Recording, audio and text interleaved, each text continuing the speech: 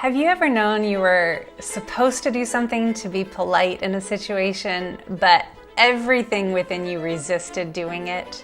It felt so uncomfortable, so awkward, so not you. Hi, I'm Dr. Jolene Kinzer, and I'm glad you're here. To wrap up Chapter 6 of Changing Normal, I want to share a personal life in China story and share what it taught me about the effort that it takes sometimes to change and the relational gold that is on the other side when we make that effort. When I lived with a Chinese family for 10 months in the heart of China, I often ate out with them and their friends. It gave me a front row seat to learn the local Chinese toasting etiquette. Over time, I observed a pattern. The host or the older, higher status person would begin the toasting. Then toasts would be liberally given back and forth around the table until everyone had been toasted and praised for something, even me. At large banquets, it was common to see people get up from their table just to go toast people at other tables. You might spend most of your time, some people would spend most of their time up from their seat toasting. In the culture that I grew up in, toasting is reserved for special events, weddings, anniversaries, retirements. And even then, typically only a handful of toasts are given to the couple or the person being celebrated. Everyone raises their glasses, drinks together, and that's the end of it. The toasting culture I experienced in China felt completely foreign. It slowly dawned on me that I should be raising my glass and toasting individuals around the table too, especially in response to toasts given to me. I realized I should honor others by proactively initiating toasts. I saw that toasting was infused with meaning and purpose. It was so much more than just clinking glasses together in celebration.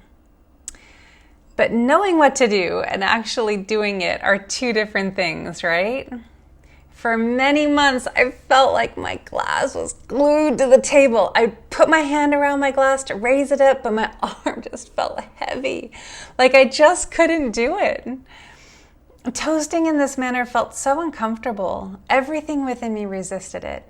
I could raise my glass to respond to someone, but I couldn't initiate. I was used to praising people whenever something came to mind, not at prescribed times, so it felt unnatural. And I feared saying the wrong thing or toasting to the wrong person first. The embarrassment I imagined experiencing really hindered me. I finally learned what to say in Chinese, and I began initiating toasts, even though it felt incredibly awkward and clumsy.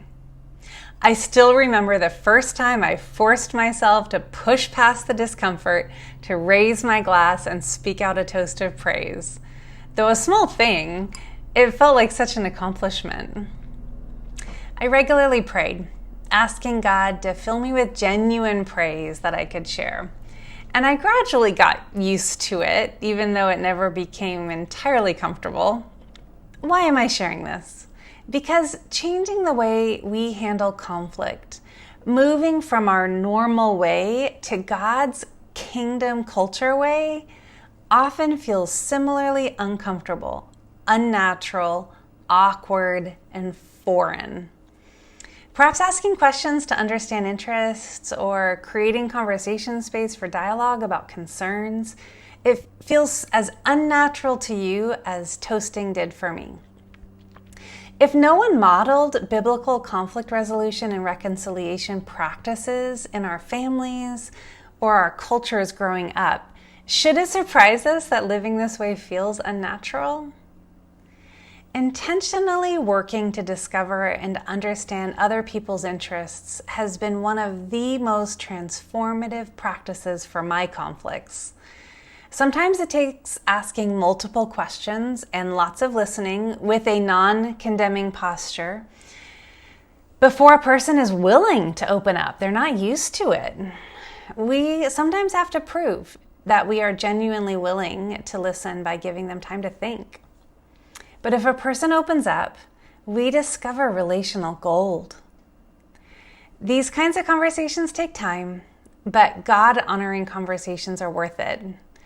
Proverbs 19:2 reminds us, desire without knowledge is not good, and one who moves too hurriedly misses the way.